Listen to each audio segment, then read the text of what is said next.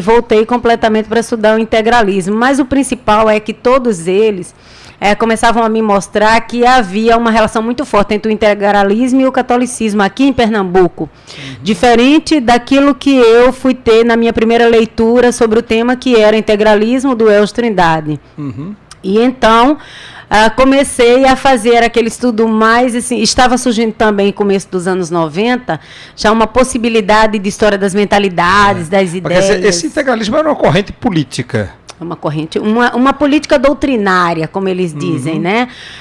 Um movimento, vamos dizer assim, de um nacionalismo mais específico, que os historiadores naquele momento e ainda hoje ainda estão muito preocupados em fazer um estudo comparativo com outros movimentos nacionalistas da Europa do período entre guerras, mas que no nosso caso eu me preocupo mais com as especificidades dele em Pernambuco, em função de perceber aqui uma influência do catolicismo muito grande e uma perseguição aos comunistas. Eu diria que isso pesa mais em Pernambuco, diferente de outros estados. Agora,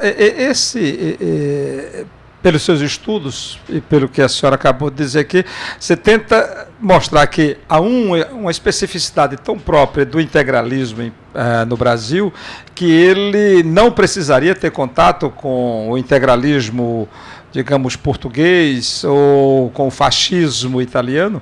Não, eu não diria isso. Eu diria que ele sofreu múltiplas influências. Mas isso é relativo a cada, vamos dizer, realidade de cada estado. As influências nazifascistas, com certeza, elas são muito fortes. Nós temos colegas do Sudeste e do Sul que concentram suas dissertações e teses em torno desse estudo, desse foco, vamos dizer assim, da relação e da influência externa sobre o integralismo. Já para o Nordeste, o trabalho do Josênio Parente, que também mostra a influência de Dom Helder, do catolicismo, na política do integralismo, e então pegamos esse viés para Pernambuco em função da história oral e memória, que naquele momento, para mim, entrando no mestrado, estava sendo... Qual a importância de estudar esse negócio de integralismo para o nosso momento hoje? Qual a importância? Porque as pessoas, por exemplo, nossa vida na universidade, ela é paga, de certa maneira, pelo povo brasileiro. Então, qual a importância de estudar o integralismo, não é? Já que a gente está sendo pago para o povo para estudar? Então, tem que ser um estudo que ajude a compreender o povo brasileiro. Qual a importância disso? Para mim, o importante, quando eu comecei o tema, principalmente, era a abertura dos arquivos do DOPS.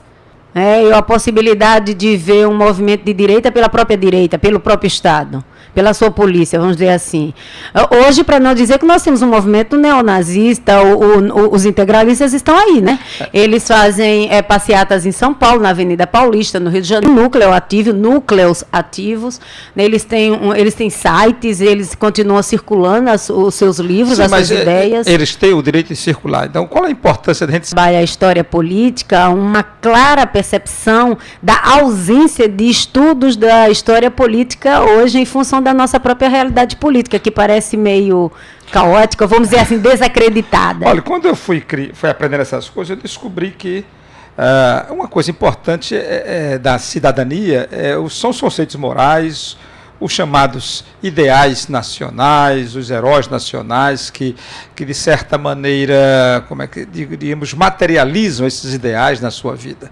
Eu fiquei uma surpresa muito grande, que grande parte da educação moral e cívica que eu li através do livro de Vitor Mussumés era tudo filhote do livro de moral e cívica de Plínio Salgado. Exatamente. Ou seja, eu já estudava na redemocratização depois de 45, quando a gente estava buscando a democracia, e a base dessa democracia era o livro de Plínio Salgado, o líder do integralismo, ou seja, de certa maneira, os ideais que estavam passando para mim eram os ideais integralistas, que são próximos dos ideais fascistas e nazistas. Como é que a senhora me diz disso?